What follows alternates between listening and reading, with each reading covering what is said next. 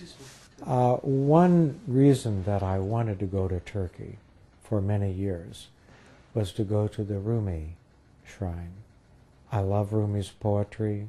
I think his way of understanding God and love, the friend, that mixture of ecstasy and agony that are both recognized and celebrated in his poetry and religious vision made me want to go to see where he was most celebrated in Konya. And walking through the shrine there was indeed an education, but more than that was a reverential feeling for this person who in the 12th century, or was it the 13th or 14th, found a way to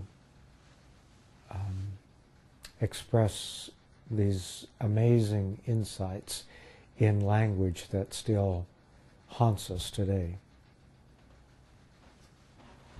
What do you think about Turkish people for their tolerance that they show right now and they have shown in the past during the Ottoman time toward followers of other religions and traditions?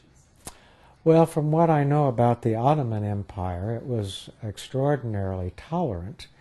After all, Jews went to Ottoman lands in order to escape persecution from Christians. The Ottomans, as I understand the history, did not engage in forced conversion, but rather set up small communities so that each faith tradition could be practiced within the larger empire. And I think that was pretty remarkable for those days. As far as modern Turkey goes, I have some questions about it. While I am a card-carrying member of the American Civil Liberties Union and believe in the separation between church and state, it does seem to me that the secular rule of Turkey has gone overboard in making it difficult for people to express their own religious tradition. I'm distressed to learn about the difficulties that women have, for example, in gaining government employment or working in schools if they choose to dress in a modesty that is governed by their own particular understanding of Islam. One of the things I liked about visiting the mosques in Turkey was that women there were free to dress as they wished, either without a scarf or hijab or in full purdah if they chose. And I think that government should allow the free expression of people's conscience when it comes to issues like that. What do you think about Turkish history, culture, and religion after the Turkey trip?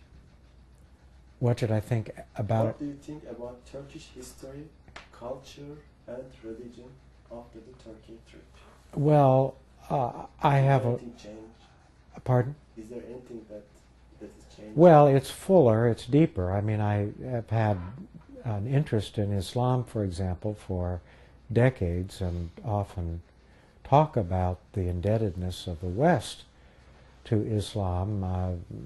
We'll be coming up on tax season here in the United States soon, and I often challenge my less informed friends to consider what it would be like if they did their taxes using Roman numerals. And then they get it. We use Arabic numerals. Now I realize that the Arabic numerals were actually originated in India, but it was the Arab scholars who developed mathematics And the word zero in English comes from Arabic, also the word cipher in English, because the Christians in the Dark Ages in the West didn't even have the concept of a placeholder. And it's very difficult to do long division or any kind of sophisticated mathematics unless you have a placeholder. And so, since there was none in Western mathematics, the word zero, when that concept was introduced, also had to be introduced into European languages. Well, that's just one example. When I went to the Museum of Military History in Istanbul, I was reminded that it was the Ottoman Empire that developed the marching band. So again, I like to tell my American friends that John Philip Sousa, who wrote the great marching band songs for America, like the Stars and Stripes Forever, if there had not been the precedent, the development of the marching band in the Ottoman Empire, we wouldn't have this great American music. We have Starbucks now everywhere in the United States. Well, where did coffee come from? The very word itself comes from Islamic culture. So